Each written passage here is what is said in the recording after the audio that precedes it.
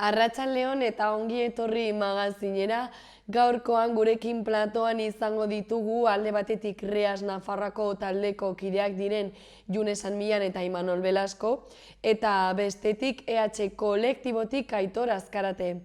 Baina orain naiz gaitezen betiko edukiekin. Gaur 2022ko martxoaren 21 da ikus ditzagun zeintzuk diren gaurko efemerideak.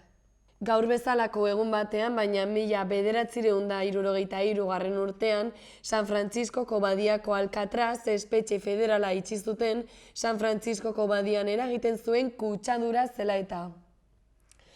Urte batzuk beranduago 1980an, Amerikako Estatu Batuetan Jimmy Carter presidenteak Moskun izango ziren Joku Olimpikoei boikota egingo ziotela anuntziatu zuen, Sobietarrek Afganistan inbaditu zutelako. Egun berean, baina 2011 urtean, Juan Carlos Egillor euskal ilustratzaile marrazkilari eta margolaria hil zen. Eta bukatzeko gaur bezalako egun batean, baina 2016 urtean, Kuba eta Amerikako Estatu Batuen arteko harreman berrezartzearen prozesua izan zen, Amerikako Estatu Batuetako Barack Obama presidenteak Kubako 3 egunetako bisitalia burutu eta Raúl Castro presidentearekin bildu zen. Ikus ditzagun zeintzuk diren gaurko albisteetako lerroburuak.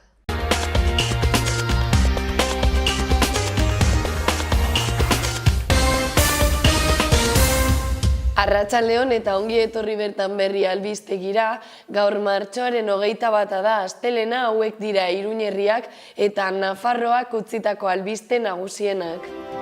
EH Bilduk 10 lagun batu ditu Atarrabian Nafarroko toki administrazioaren auzitegiak Euskal Herriko armarriak kentzeko agindu izana salatzeko. Nafarroko Volkswagenek ekoizpen katea gelditu du garraiolarien grebagatik. Asteburuan gidari batek ihes egin du Berriozarren, ondoren irauli eginda eta positibo eman du alkoholaren eta drogaren testean. Nafarroko gobernuko lehendakariak talde parlamentarioi helarazi die Nafarroak neurriak hartuko dituela Ukrainiako krisiaren eraginagatik eta eskatu du bi erakundek lan egin dezatela komunitateak erronka berri horri aurre egin diezaion. Bizitzaren garestitzea salatzeko manifestazio egin du Iruñan Kontseilu Sozialistak. ELAK, UGTek labek eta komisiones obrerak grebara deitu dute martxoaren 24an eta 31an Nafarroko adinekoen arretarako lehen hitzarmenaren azken bilerek ez dutelako lan baldintza duinak eta kalitatezko zerbitzua bermatzeko balio izan. Iruñeko udalak Jarauta kaleko 13. zenbakian dagoen eraikina aurri egoeran deklaratzea erabaki du eraikinaren eraikuntza akatsak direla eta. Nafarroko gobernuak udako Euskal Unibertsitatearekin elkarlanean jardungo du goi mailako ikastaroak euskaraz emateko. Iruñeko udalak irribarreak biral bihurtu nahi ditu aste santuko oporraldietarako Iruñako turismo kanpaina berrian. Zibibox sareak antzerkiaren munduko egunaren berri eman du familientzako eta helduentzako emanaldiak programatuz. 4 sortzailek literatura, pintura, argazkigintza eta musika uztartu dituzte sastraka maleza erakusketan Miston eraikinean partekatzen dute diziplina anitzeko esperientzian. Baztango taldeko sozialak antolaturik errekak bizi iturri agortzen mintzaldia eskaini zuen Mielmari Elosegi mendizain eta biologoak Elizondoko Arizkunenea kulturetxean. 2 urtez egin gabe egon ondotik maiatzaren 8an ospatuko dute aurten Senpereko aintziran herri urrats. Itzulera du leloa aurtengo edizioak eta horixe da aurtengo abestiaren izena ere. Zetak taldeak eta Erramun Martikorenak egin dute abestia eta entzungai dagoeneko.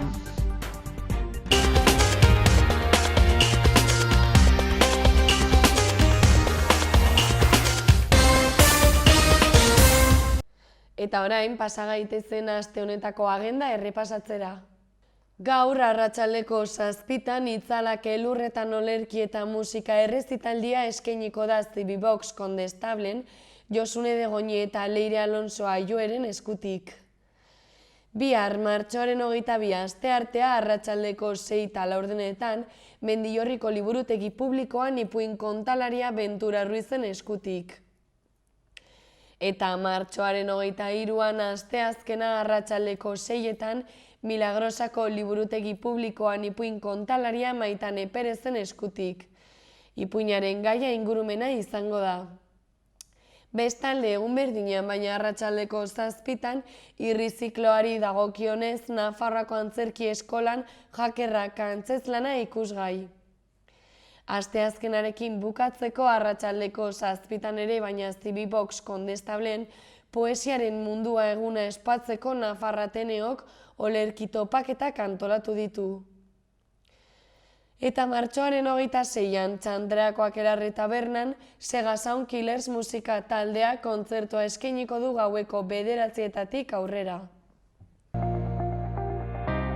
Aztertu ditzagun gaurko egunkarien azalak. Diario de Notiziasekin hasiko gara. Lerroburu nagusienak dioenez energiaren prezio altuak eta gerrak ekilorearen laborantza bultzatzen du berriro. Ondoan, argazki txiki batek lagunduta horrela dio hurrengo lerroburuak. Jaurerriak salgai Iruñetik ordu erdira. Bestalde egunkariak azalaren erdia hori azpimarratu du eta lerroburu horietako lehenengoa Asier Martinez kirolariaren aipua da eta honean argazki batek lagunduta horrela dio. 3. ikusi dut neure burua. 2. lerroburuak ordea horrela dio. Ruben Garziaren konboia Varsoviarantz. Bestalde hurrengoak dioenez, Laso eta Imaz binakako finalean.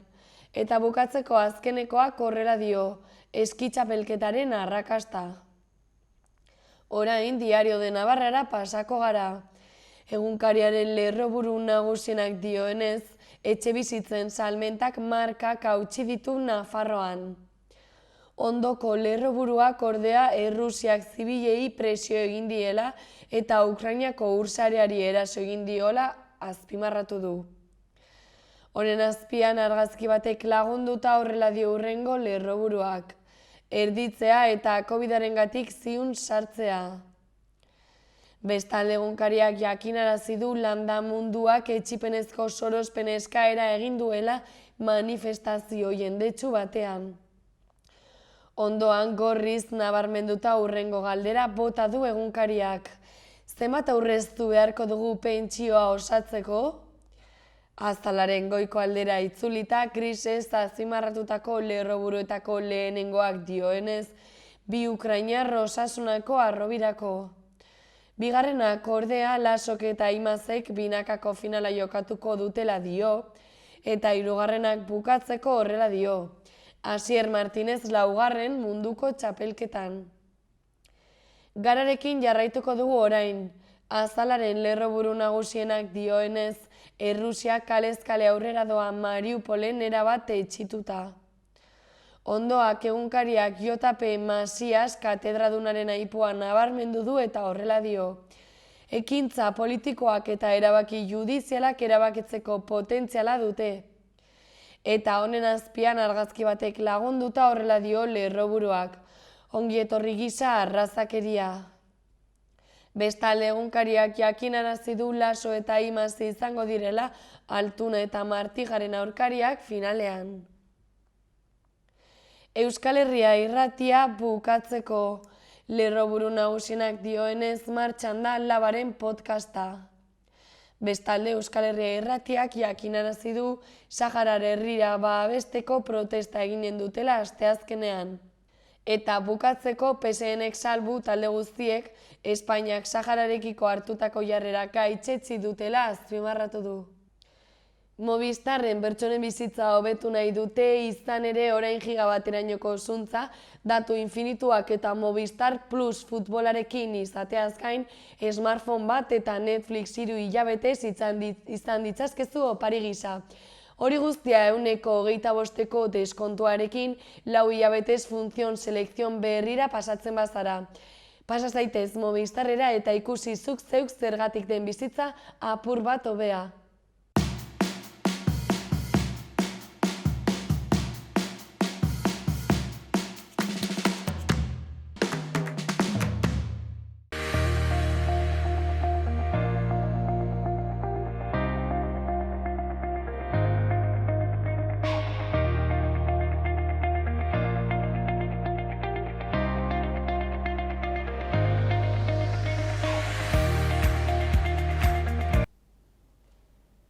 Gaurkoan Reas Nafarroako taldetik Imanol Velasco eta June San Millan etorri dira gurekin hitz egitera. Kaixo biei? Kaixo. Zer moduz zaudete ongi?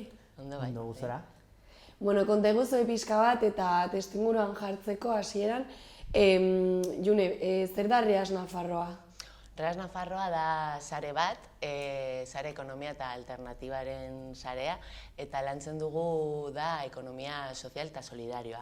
Hau zer erran nahi du, normalean nik erabiltzen ditut gure 6 printzipioak azaltzeko.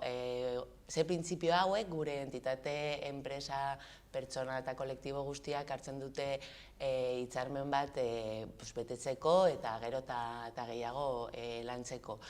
Hauek ze printzipioak dira, dira ekitatea, lana, sostenibilidad ekologikoa, kooperazioa, entornoarekin zer ikusia duen, gustatzen zaigu gure entornoan lan egitea eta konpromiso hori ere mantentzea. Eta uste dut, esan ditut, zeiak. Eta honekin egiten dugu lan. Bai ekonomia puntutik, ikuspuntutik, bai politikoki, eta gure jardunaldiak hemendik abiatzen dira. Eta June taldean nola sortzen da, noiz eta zergatik? Reas bezala, Reas Nafarroa uste dut existitzen dela justo orain dela hilabete batzuk ospatu genuen gure 18 urte hurrena, eta hori Nafarroan, estatuan bai existitzen da Reas Red de Redes deitzen da, eta han biltzen dira territorio guztiak, eta modu konfederal batean, eta bai sare taldeak nola deitzen dira, nola deitza?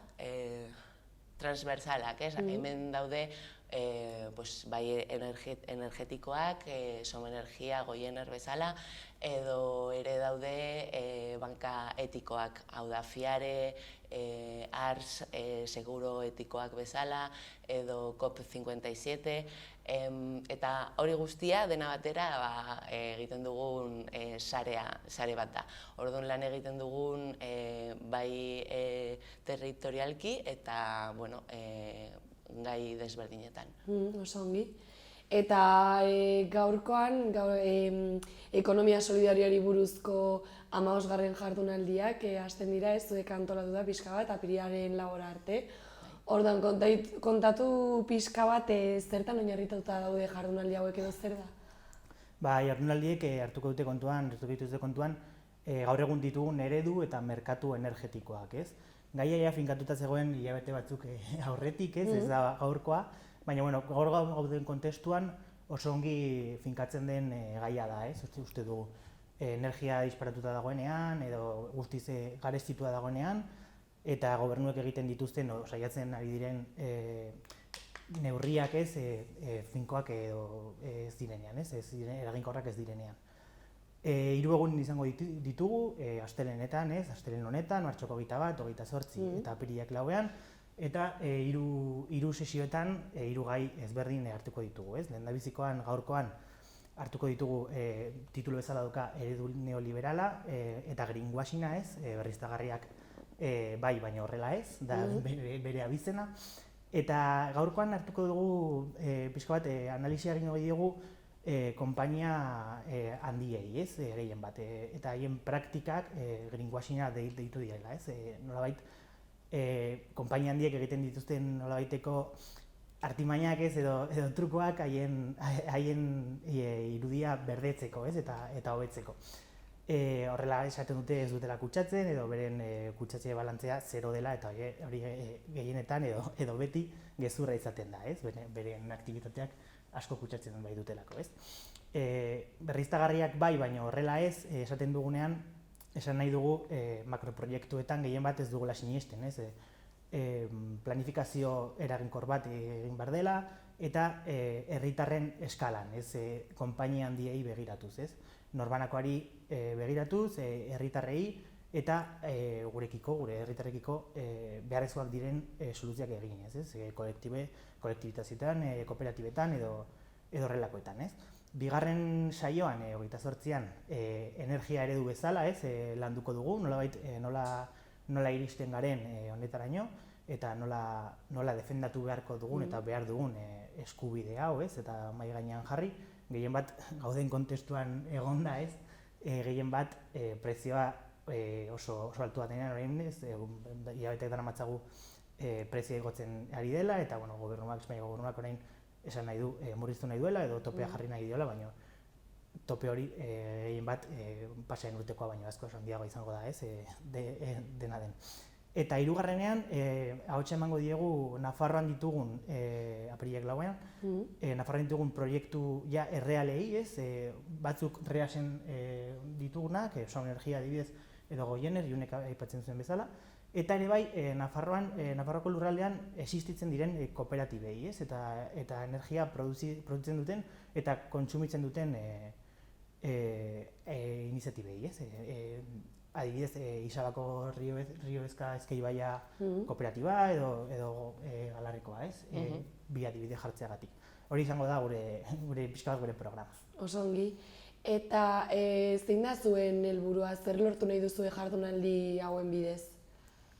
Pues batez ere energia burujabetzari buruz hitz egitea, zeren guretzat oso importantea da ere finkatzea atentzioa han, azken finean lurraldeetan guk uste dugu eskubidea dugula aukeratzeko nola eta batez ere nola egin nahi dugu gure produkzio energetikoa eta hor dagoen koska, hor dago herri mailan eta herri nivelan non energia eskubidea bat izan aldela, zeren bestela ikusten dugun bezala makroproiektu hauek energia guzti hori joango da Madrilera, Bartzelonara,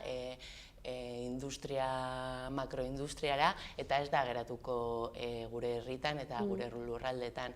Eta horretarako zer egiten ari dira, ez bakarrik Nafarroan, ikusten ari gara nola bai Aragon adibidez edo Araban egin dituzte mobilizazioak desberdinak eskatzen halako ereduak ez dira sostenibleak eta gure etorkizuna jartzen du modu batean ez zaigu bat ere gustatzen eta sostenibiligarrian hitz egin behar badugu hau ez da bat ere sosteniblea, eta pixkat ere pentsatu behar dugu ere nola kontsumitzen dugun eta ailegatu da momentua gure kontsumoa ere murrizteko. Ez agian hainbeste guk pertsonak bezala, zeren erabiltzen dugun energia etxean da kopuru bat, baina gehiena ez da hori, da industriarena, orduan ere eredu hori ere berriro repentsada bat egin behar da uste dugu eta horretarako egin dugu jardunaldiak hau dena pentsatzeko eta gu ere responsablea gara, eta gu ez bakarrik, batez ere gure gobernuak eta korporazioei ere muga bat jarri behar dugu. Pixkat honen arira, zuen ustez eta orain arte ikusi duzuenaren arabera, zein da jendearen kontzientzia edo gai honi buruzko ezagutza maila? Gehien bat orokorrean gutxi, nik uste du gure bai jardunaldi hauen helburu bat dela jakinaraztea finkatuta dagoen ereduari alternatibak daudela, posibleak direla eta ez direla hain zailak lortzeko. Ez dakit, herritar munduan edo herrien eskalan edo auzoen eskalan posiblea dela energia kooperatibak edo energia taldeak sortzea eta merkatu tradizionaletik ateratzea. Eta lortzea zuk produzitzea, kontsumitzea, eta ere bai, lortzea ere bai nola bateko herritar babes bat, lortzeko adibidez banakoak ordaindu ezin duenean, gauza gaizki datorrelako edo ekonomikoki gaizki dagoelako, bere sareak edo bere taldeak babestea, ez? Eta faktura, nolabaiteko akordioa egistea eta ere bai ez egoteko ereduaren menpe, ez? Eta merkatuaren menpe. Horregatik, uste dugu jardunaldiak oso eraginkorrak izango direla horretarako, ez? Eta era berean gaia ulertzen duenarentzako, nolabait urteak daramatzalako honetan, edo berria denarentzako, ez? Pixka bat garuna handitzeko eta jakinduria handitzeko eta ikusteko beste era batean posible dela energia lortzea eta energia kontsumitzea, ez? Ba, eta gainera, nik uste dut gero eta gehiago hitz egingo da horren inguruan, egia da, adibidez, Nafar gobernutik bai ateratzen egiten ari dira lehenengo pausoak kooperatiba energetikoak egiteko, baina kooperatiba horiek ere gure ustez ateratzen ari diren moduan, ez da gure eredua, ez? Zeren, guk uste dugu komunitateak landu behar dira, eta landu behar dira ere autokontsumo eta benetako sostenible modu batean, ez? Eta, gero eta gehiago hitz egingo da iraganean, eta guk jarri nahi dugu gure ikuspuntua han ere, ez, erdian. Oso ongi. Zuek aipatu zuen bezala, zuek gai hau jorratzen duzue, baina momentu honetan ez nola pilpilan dagoen gai bat da, izan presio egoerengatik eta orduan nola aurre ikusten dituzue aurtengo jardunaldi hauek. Uste duzue partaidetza handia izango dela edo nola aurre ikusten dituzue? Guk uste dugu bai, ez? Nolabaitean positiboa gara honetan, ez? Uste dugu gaia lantzeko momentua ere bai ona dela, ez? Aktualitateari buruz. Eta ere bai espazioan eta egunean, ez? Astelehen bat da, hiru astelehen dira, arratsaldeetan, 7etan, Katakraken eta Kondestolaren jauregian, ez? Iruñeko erdigunean eta kale nagusian bietan, ez? Bai, eta gainera streaming egongo da ere ikusteko eta entzuteko eta gero ere han geratuko da grabatuta gure YouTubeko kanalean. Eta, ez zaigu asko gustatzen YouTube erabiltzea, batez ere, pasaden jardunaldiak hitz egin genuen kapitalismo digitalari buruz eta nora gure bizitza desgugelizatzeko, baina egia da, aldi honetan priorizatu dugu nolabait jendeari errez ailegatzea eta horrezagatik erabaki dugu, gure YouTubeko kanal erabiltzea, así que han egongo da ikusgai. Bai, pixkat ere bai pandemiaren egoerari moldatzeko eta hori, ez, imaginatzen dut. Zuei, adibidez honek, pandemiak nola eragin dizue talde bezala?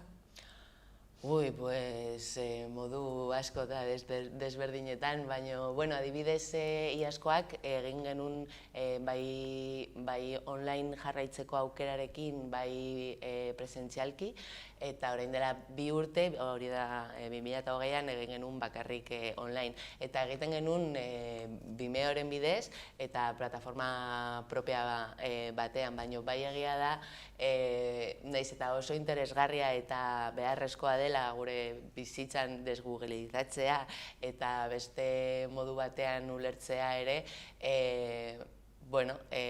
erabil behar dira ere ditugun tresnak eta horretarako daude eta pandemia eta gero egin behar dugun esfortzua egin behar da eta importantena da jendeari ailegatzea eta erreza jartzea ere, zeren ulertzen dugu batzutan gai konplexuak dira edo agian jendeari bai interesatzen zaion, baina denborarik ez eta erabili dugu horrela egin.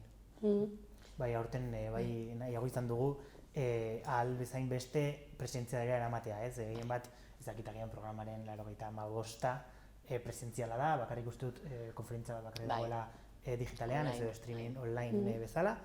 eta guztiak izango dira Katakraken eta Kondestaleko aretoetan, ez? Horrek guk uste dugu ere bai bat aurreko bizitzara bueltatzea ekartzen digula, ez? Eta honek ere bai oso asko pozten gaitu, gehien bat jendearekin kontaktua hartzeko, eta bai egia da pasaden urtean nolabait hibridoan izan zirela, ez? Presentzialean eta gutxinek izaten zen bezala, eta digitalean, baino ez dakite, jendearekin berriz egotea eta berriz kontaktua izatea, guretzako oso pozgarria da eta positiboa uste dugu guztientzako, ez? Bai. Eta pixka bat, lehen hitz egin dugunaren arira, jendearen kontzientziarena eta ezagutzarena, adibidez zuek, nori bideratzen diozue jardunaldi hau edo perfil konkreturen bat espero duzu edo gustatuko litzaizueke nabarmentzea edo konta diguzue pixka bat? Ez dakit uste dugu, ez dakite orokorrean edozein pertsonari zuzenduta dagoela, ez? Edozein pertsona energiaren inguruan energiarekiko kezkatuta dagoen edozeineri, guzti hori, ez? Ikusi dugulako nolabait gure fakturak nola handitu diren azken hilabeteotan, ez? Eta ere bai, lehen aipatzen nuen bezala, ez? Gaian sartua dagoenari, duela urte asko, jende asko dagoenetaz kezkatuta, eta horrexegatik Iruñean eta Nafarroan adibideak ditugu, ez? Kooperatiba hauetakoak. Eta ere bai, ez dakienari, bakarrik kuriositatea daukana gaiari buruz, eta pixka bat zerbait ikasi nahi duela, eta ere bai, ezagutu nahi duena beste eredu bat posible dela, ez? Eta agian bere faktura altuei jartzeko, amaiera jartzeko data, agian posible dela, ez? Eta beste hildo batera jartzea, ez? Beste batean sartzea. Oso ongi. Eta bestalde, Rias Nafarroak bakarrik ez duzue prestatu, ez dituzue prestatu jardunaldiak, baizik eta beste erakunde batzurekin ere bai ez lan egin duzue, zeintzuk dira erakunde horiekin eta zergatik zuen artean? Pues gaur adibidez etortzen dira OMAL, hau da Observatorio de Multinacionales de América Latina, eta haiekin ere, hegoaldeari buruz ere hitz egingo dugu. Etorriko dira ere sustrairakuntza bai dira Rias Nafarroko kideak, eta haien lana kristona daude un montón de fregados, eta beti teknikoki eta juridikoki nolabait kritikatzen dute makroproiektuak eta nola ez naturari babesa ematen, ez? Eta gaur ere etorriko da NETen, hau da plataforma agrupazio bat, hau da Nafarroako energia eraldatzen, da NETen, Transformando la Energía de Navarra, eta haiekin hitz egingo dugu makroproiektuari buruz, ez? Eta, hurrengo egunetan etorriko da Red contra la Pobreza y Exclusión Social de Navarra, etorriko da ere Antonio Aretxabala, experto bat bezala, eta Cecilia Sánchez, hau da, berak idatzizun oso txosten interesgarri bat energia eskubide bat bezala, ez? Eta, haiekin hitz egingo dugu soberanutasunari buruz, eta azken eguna etorriko dira hainbat esperientzia desberdinak, Imanolek aipatu ditu, baina hauek izango dira, Soma Energia, Goiener, Rio Eska, Garar, Garar, eta Gareseko esperientziak, bi esperientziak desberdinak oso interesgarriak, bat produkzioan dago lantzen, eta bestean komerzializazio zerbitzu bezala, ez? Mila esker. Eta bai, programa orokorrean osatuta dago REASeko partaide diren lau taldekin, STM, Tau, Oxi eta Mugarik Gabe, lauekin, eta Iruñeko udalak finantzatuta bai. Oso ongi. Eta orain jardunaldi hauek, baino aurrera zer Rias Nafarroako taldeak zer helburu ditu adibidez 2022-rako?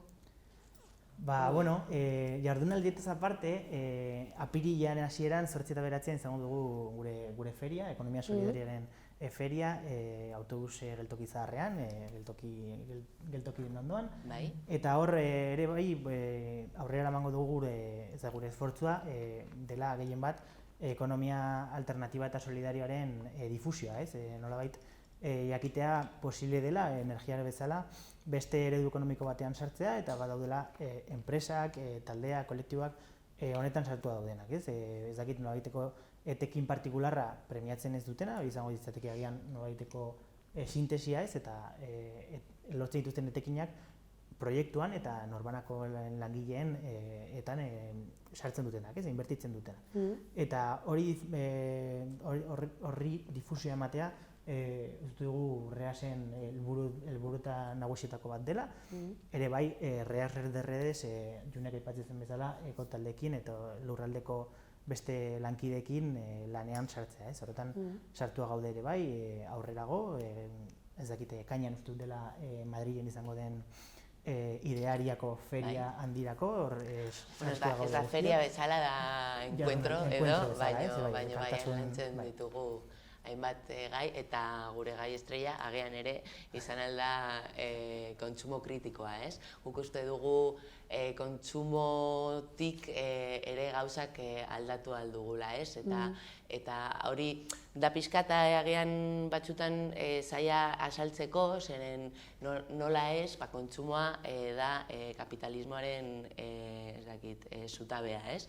Eta baina aldi berean gure eskutan dago oportunitate hori, nori ematen diogu gure dirua, ere oso importantea da, eta agian boskatzea baino importantea da, boskatzen dugu urtetan behin, baino gure kontsumoa egunerokoa da. Orduan, ez da lapida bat bezala edo harri bat bezala gure sorbaldaren gainean jarri behar, baino bai pentsatu behar dugu ere nondik nora llegatzen da gure kapazitatea, eta guk ez dugu kontsumoren aldetik gauza asko ere alda dezakegula. Eta dirua gastatzerako orduan ez dakite balantza batean jartzea, ez dakite zure etxe beko denda, edo zure hurbileko denda, edo lagun baten denda, edo ekonomia solidarioan sartu dagoen denda bat, adibidez, eta multinazional bat, balantza batean jartzea eta erabakitzea norri dirua eman. Hori bai kontsumo erabaki bat da, oso garrantzi handia duena, eta ere bai transcendentea dena, gizartean funtzionamendurako. Eta horretarako dago azoka ere, zeren azokan egongo dira hainbat postu desberdinak, non kanpaina ropa limpia adibidez han egongo da, bai janaria, bai zerbitzuak, bai garagardoak, bai ez dakit hainbeste proposamenak egongo dira, eta animatzen dugu jende guztiari apirilaren 8 eta 9 ostirala eta larunbata. Bai, handik pasatzea, zeren gainera informazio pilo egongo da aukeran, bai. Oso ongi. Bueno, Imanol eta June, elkarrizketa bukatzen joateko, zeo zer gehitu nahi bali maduzue, orain berri hori zuen txanda. Bueno, horrelako Junek amaitzen zuen bezala, jendeari deia ematea, jardunaldietarako izango direla gaur, martxoako 21, datorren astelehenean 28 eta apirilaren 4ean, eta ere bai gure azokarako, gure feriarako apirilaren 8 eta 9ean, ostirala eta larun batean, Iruñeko autobus geltoki zaharrean, nahi duenari etortzea, jakimina ematen dionari, epitzen zaionari, ongi etorria emango diegu, noski behar den bezala, eta hori azokarako disfrutatzea eta elkarteratze polita egitea, guztion artean nahi duenarentzako, hor gaude. Eta hori kapitalismoak beti esaten digu ezin dugula gauzak aldatzea, baina guk pentsatzen dugu bai aldugula eta horretarako gaude. Oso ongi. Honekin orduan bukatutzat ematut elkarrizketa, eskerrik asko biei etortzeagatik, eta gurekin informazio hau partekatzeagatik ere bai. Plazer bat. Eskerrik asko zuei. Bai. Ikus dezagun orain gaurko eta biharko eguraldiaren iragarpena zein den. Gaur ekialdeko haize zakarra ibiliko da eta hodeiak ugarituko dira. Lurraldearen hegoaldean giro goibela nagusituko da orokorrean eta tarteka euria ere egingo du. Honekin batera temperaturak behera egingo du eta haizeak hotz sentsazioa areagotuko du. Kantauri isurialdean aldiz, hodeitza ez da intrinkoa izango, kostaldean batez ere, eta giroa argiagoa izango da goizean bereziki. Temperatura bertan epel samarra izango da 17 eta 18 gradu ingurukoa, baina haizea esatsegina izango da une askotan. Asteartean giroa ildo beretik jarraituko du, hego-ekialdeko haizea nabarmenduko da berriz ere, traba egingo du eguneko une askotan eta hotz sentsazioa areagotuko du bereziki hegoaldean. Bertan hodeiak ugariagoak izango dira eta egunaren lehen partean euria egin dezake. Kostaldean hodei askorekin hasiko du eguna, baina arratsaldean giroak argitzera egingo du. Temperaturan aldaketa handirik ez, agian apur bat jaitsiko da.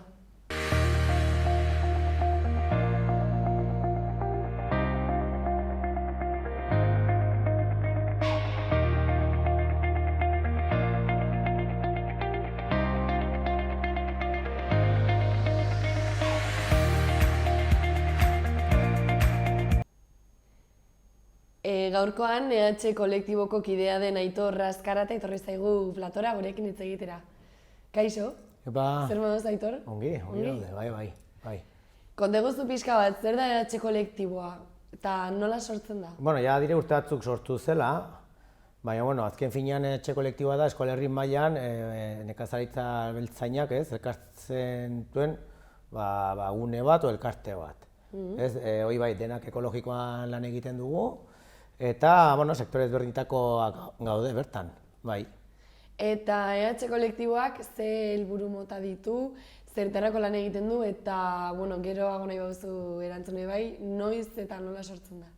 Bueno, egia da, bizket, hasiera batean bazen kezka bat, hau da, ekologikoan lantzen ginen edo ekoizten ginen artean, eskola herri mailan, ikusten zen betite, enpresa handiagoak edo nahi zutela, edo lortzen ari zirela zigilioi, eta denei goiti zaku berian sartzen zigutela, ez?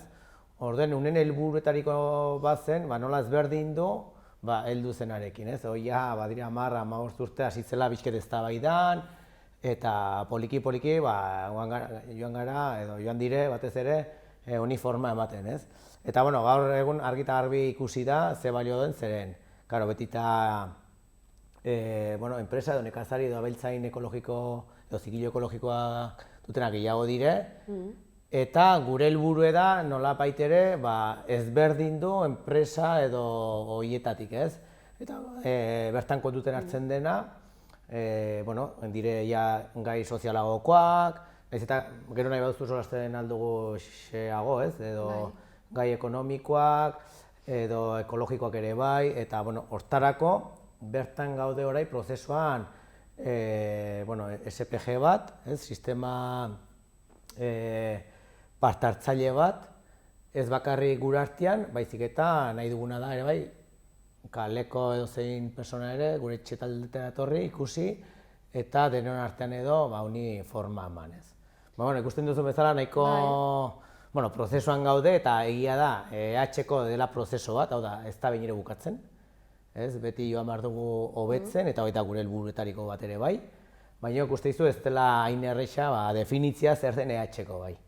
Baina adibidez, zuk aipatutako prozesu parte hartzaile hau zertan datza edo ez dakitzu zer horreatu aldi guzun? Bai, da berme bat, berme sistema parte hartzaile bat, orai arte gu badakigu edo ekologikoan gaudenok, bada enpresa bat, kasunten Nafarroan publikoa da, baina beste zenbait tokitan da pribatua. Eta enpresa horrek zuri bermatzen dizu ekologikoan lan egin dezakezun, hau da, betetzen dituzun arauak, bai edo ez, eta punto. Baina egun nahi dugu zerbait eratagoan. Orduan behar dugu gure artean nola mamar duzu berme bat. Saiatzen gara gure artean, sistema parte hartzaile honetan berme hori emateko, ez? Eta hortan, parte har dezakete, prozesuan gaude, oraindik. Baina, bai nekazaria biltzainak, kideak direna, baina bai ere, izan daiteke, edo hitz egin dugu, edo zein kontsumitzaile, edo baita ere solastu dugu eskolak edo lanbide hau lortu nahi duten o hasi nahi duten ikasleek ere parte hartz dezaten berme honetan, ez? Hoi da, gara, momentu honetan, oraindik ez dakit, puzleak ez dute denak enkajatu, baina ari gara... Forma ematen. Bai, gara forma ematen, baina, hoi da, guk kontutan hartiko ditugu ez bakarrik zigilo ekologikoa, baizik eta sozialki nizerraki bertako langileak edukitza, baldintza duinetan lan egitea, erosketak ere, lehengaien erosketak alik eta hurbilenan izatea, zuk ekoizten duzun produktu hori alik eta hurbilen saltzen. Hau da, baitugu zenbait parametro kontutan hartzen ditugunak berme hori ziurtarazteko, ez? Oso ongi. Eta bestalde, Aitor, apirilaren 2 hasiko da Baserriko Usta ekimenaren 3. edizioa, ez? Zertan datza ekimen hau edo zer da?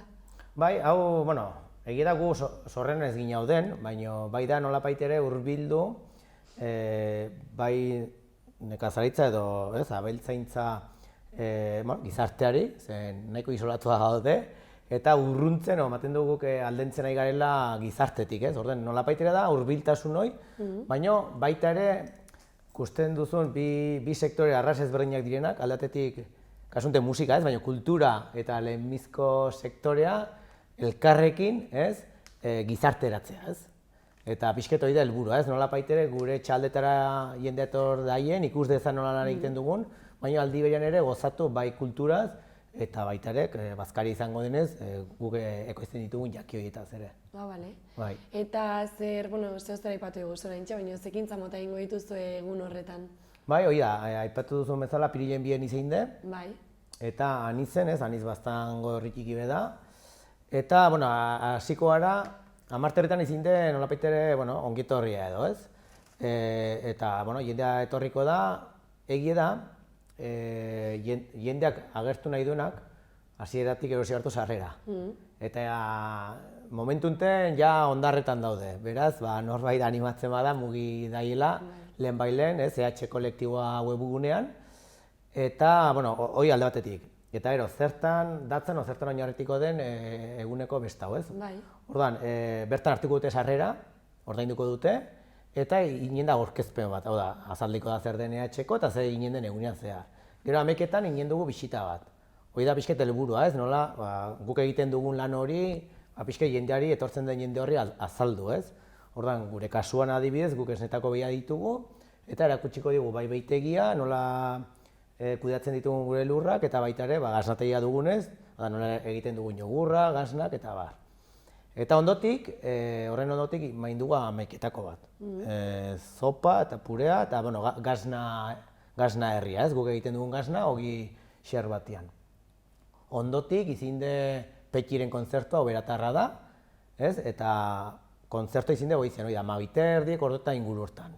Eta, ja, gero ondotik, erran behar ere bai, bazaren, ohitura hondizen ez, kirikoketa jotzeko, sarrera moduen izango da kirikoketa, eta bazkarlantzian ere kirikoketa. Eta, nik uste dut, politi izango dela, zeren azkenean bertan dugun hori ere, jendeai erakusteko, eta hortan ere, polita atrako dela, ez? Eta gero ja bazkaria. Bazkari izango da, saiteko da, bertako produktuakin, dena ekologikoa izango da, eta, izango da, bai, barazki jalentzat, eta, araia jaten duen entzat ere, bai. Hasieran izango da pure bat, eta gero barazki jalentzat banabarrak, edo, ez da inoa daztegu banabarra ditzen dugu, barrunak edo hoi, eta bertzen dako, edo aragi jaten duten endako gizedue, behia ditugunez, bertako aratxe izango da, eta tatakin. Eta ja postretarako, guk egiten dugunez jogurre, eta baten batek igual ekarriko du edo mermeladen bat, edo horako zeo zer, eta gero edaria ere, ekologikoari izango da, dena bezala, sagardua, ardua, eta hoxe da. Eta atxaldean, edo Bazkalondoan izango da auspolaria, dire, justuen batan iztarra da, eta bertzean zilekoa, eta maikantuek eta dantzaldia beraiekin. Bai, egune nik uste kompletu eta da, eta €10, ez dela ere, nik uste dugu merezi duela pena, ez dela diru hauniz, eta hor ikusten aldituzu bai bisita, musika, jana, bai. Oso ongi. Eta Aitor, aurtengo 3. edizioa da, orduan, noiz, nola eta zergatik sortzen da ekimen hau? Ze helburu edo behar antzematen dituzu? Bai, da, gehien bat aipetzen nuena, ez? Nola baita ere uztartzen dituzu bi sektore ezberdinak, ematen duzu aukera jendeari zure etxe aldetara etortzea, zeren ertenena gu ja betite isolatuago edo bakartiago gara, ez? Egia sektorea nahiko komplikatu dela, ez? Baina ematen digu aukera hori edo ematen dio jendeei aukera behingoan edo nolabait ere guri hurbiltzeko eta ikus dezaten, azken finean gauz hain sinplea, ez? Zer jaten dugun. Zen gaur egun bai etiketa irakur dezakegu, baina hor ez da heldu gure lanbidearen guztia, ez? Hor ematen datzu aukera hori, jendeak ikus dezan guri ezagutu, ez? Azken finean produktu baten gibeleko aldean badaude aurpegi batzuk. Ez? Eta ematen dako aukera hori, berai azaltzeko, berai ikasteko edo ikusteko nola lantzen dugun. Eta, helburu hori da, eta baita ere kulturaz gozatzeko, inguruetaz, eta gero ere nahi ginen, azaldu edo, azken finean, beti igual gaude ohituratuak kontzertuet edo antzoki betean edo plaza batean, baina ere posible da, azkenean nekazal etxe batean egitea. Guk biltegi batean egin dugu, baina egin dira ere bai arditegi batean, belai betean, da nik uste dut, sensazio berriek probatzeko eta gozatzeko, ez? Eta adibidez, aurreko edizioak nolakoak izan dira, eta horren arira zer espero duzue aurtengoan? Egia da bertzak arrakasta handi izan dutela, hau da, sarrera guztiak saldu direla. Azkenean mugatu gaude, ez? Erran ez da tokien eduzun guztiak, gainera ere helburu ez da hori, ez? Jende hauniz etortzea baizik eta jendea gozatu dezan, eta tokia izatea denentzat, eta ordan, orain arteko ekitaldi gehienak odenak bete dira. Eta, formatoa berdina da, gauza aldatzen dena da etxaldea. Adibidez, guk esnetako behia ditugu, arditako esnetan ere egon dira, hemen adibidez Nafarroan egon ziren upategi batean, mendikon, ez, Oibarren, orden ere ikusten duzu, Nafarroak ze inguru giroa aldetik ere zezberdina garen, ez da goza berain, ja Nafarro erdialdera, erribaldera edo iparraldera, ez? Eta Bizkaian edo iparraldean. Orduan, helburu da jendeak ezagutu dezan, toki ezberdinak, ekoizpen ezberdinak, eta kontzertua egiteko, eta kontzertu ezberdinak ere bai. Zer nizer dakit, egon da Mikel Urdangarin, egon da Nari, eta kasunten dugu Petxi, erren edut, saiatzen garela, hori da, inguruko kantari bat edo talde bat ekartzea, ez? Eta nolabait ere jende erakustea, hori ez? Bai. Eta, adibidez, Aitor, bai kolektiboko kidei eta eguneroko bizitzan eta bai ekimen mota hauetan nola eragin dizue pandemiak? Hombre, nik uste dut sektoreka izan da eta guri eskerrak, egia da, pandemia hasi zenetik, gure salmenta jautsi zela. Ez, orduan, sektore unten, gaude ezberdinak, bai barazkiak egiten dutenak, ardandegi bat edo gure kasuan, nik egiarran gure kasuan nabaritu zen hasierako hilabete horietan etxi zelakoz dena. Eta guk adibidez jogurrak eskoletara saltzen ditut, eskolak etxi ziren, hosteleria ere etxi zen, bisita gidatok ere egiten ditugu eta hori ere akitu zen. Eta, eskerrak gu hasi ginen, guk pauso bat antzinet eman ginen, etxez-etxeko salmenta. Hau da, gaten ginen etxez-etxe, lana ere bikoizten zen. Baina behintzat, ateratzen zion produktua zen gure sektorean, behiak esnea ematute egunero, ezin duzu batea itxi. Ian egunero egiten dute, beraz atera behar duzu, handik edo hemendik atera behar duzu. Eta gu horri esker, nolabait ere urtea salbatu edo nahiko ongi atera zen, ez? Gero egia da, udako ia dena irekio gehien bat lasaitu zela edo, eta baztanen bisitari asko edo hauniz batugu urten zehar, eta batez uden, eta ongiri etorri zitzaigu, ginen bildutako edo sobratu zena bere garaien produktori bertzen modu batean saldu ahal izateko, ez? Orduan, guretzat etzen horren gaizki atera. Gero ere egia da, ekoizpen txikia direla orokorrena etxekon, eta zure salmenta puntuak ere nahiko zuzenak direla, ez? Orduan jendea jani martzuen, orduan, idutzen zait, guk lan egiteko modua dugunek, ez? Etxekon orokorrean, etzela horren gaizki atera, orokorrean, ez? Atrebitzen denen izenean hitz egitera, baina korrenean bai. Eta adibidez, baserriko usta bezalako ekimen bat garrantzitsua da zuentzako kolektiborako? Bai, azkenean da, gu badugu gure lana eta gure dinamika, ez? Azten erraten izun bezala, gure gaude barne sistema parte-hartzaileekin, buru belarri. Hoi da, pixket urteot, hoi eta bertzeagoz betzuk, ez? Baina, baserriko nolabait ere ematen digu aukera, komunikabide antzian jartzeko eta azaltzeko gure izaera, guk lan egiteko modue eta nolabait ere ematen dugu aukera ere bai gure etxetara etortzeko. Nik gaur egunera hartzen dut, ez? Zenbait jendek erekitzen du bere atea, beti da gutiago. Eta guk erekitzen dugu gure lantokie. Jendea etor daien gure etxera eta guk azaltzen dugu nola egiten dugun. Ez? Orduan ikuste dut, jendeak ere baloratu behar duela, ez? Benpin, ikus dezaten zelan dagoen eta zerri eramaten duten ahora, ez? Eta, ematen digu aukera hori, ez? Eta nik uste dut dela ekimen garrantzitsuen batez ere, hitz egiteko, gaur egun bakizu sare soziala nola diren, eta, burrunbe edo asoz pixke sartzeko, ez? Eta ikusteko jendea, badela bertzeko izteko eredu betzuk, eta, bizirauteko, behar dugule jendearen ez laguntza, baizik eta, pixkete beraien, erosteko edo konsumitzeko aukera hori bertzen moduetez konsumitu zen azken finean da erabaki politiko bat, norberak nola konsumitzen duen hori dautzi behar duena. Orduan, hori norberak erabakitzen du, baina, ematen digu aukera, ahotsa, zuek gaur niri ematen ari zareten bezala, ez. Oso ongi. Eta adibidez, ekimena beste erakunde batzuekin antolatu duzu, ezta? Zeintzuk dira erakunde horiek eta zergatik horiekin? Guk gaur egun, komunikazio imarra du norbaitek. Eta kasu honetan jametzarekin dinde, eta behar duzu beraien laguntza, gero. Adibidez, baztan gudala. Eta, guk aurkeztu ginen gure proiektua eta bere prest dauden, nolabait ere diruz edo ordainketa batzuk egiten laguntzeko, ez? Nik uste dut talde horiek ere ikusten dutela beharrezkoa edo batez ere baztanen, ez? Nekazaral bertze eredu bat ere posible dela eta nolabait ere laguntzen dute olako ekimenek antzineat egiteko eta erteko gu alde gaude olako ereduekin, ez? Eta jametzak ere, kasu honetan ere, kooperatiba denez ere, ikusten du olako proiektuak aurrera atera behar direla eta beraien laguntza eta guk dekar harreman hori edo garrantzitsua da, bai. Eta Aitor, orain laster baserriko uzta, baina bestalde EH kolektiboak zer beste helburu ditu adibidez 2022-ako? Bai, aipetzen atzun, gaur egun, bertze gauzen artean, nahiko zentratua gaude barne sistema parte hartzaile horrekin. Guk definititu ditugu, da zuaiz bat, ez? Definitzen ditugu helburu betzuk, antzinean edo hastion aipetzen dituen bezala, eredu sozial batzuk, ekonomikoak eta sozialak, bai, eta inguru girokoak. Eta hori, iten dugune da, urtean, sektore banak, hau da, esne sektorekoak, behi esne sektoreak elkartzen gara. Ardikoak, barazkie dutenak, ardoa, zerealak, ogia. Eta denen artean, bakoitza bere sektorean edo bere mailan, definitzen ditu helburu hauek.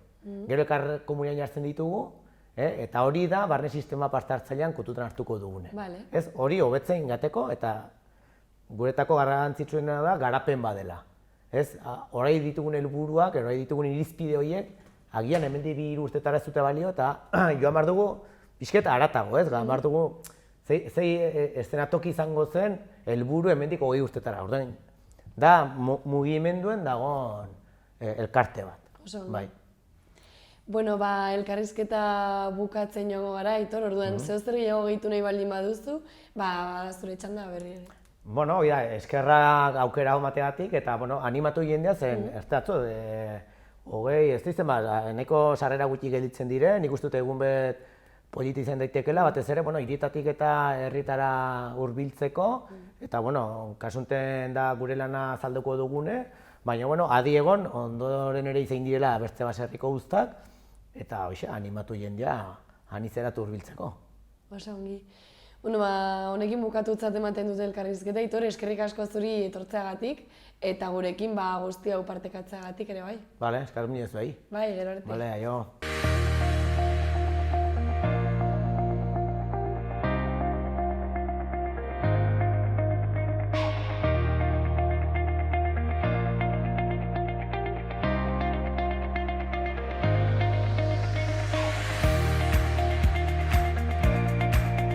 Hau izan da guztiak gaurkoz, eskerrik asko beste behin zuen arretagatik eta bihar arte.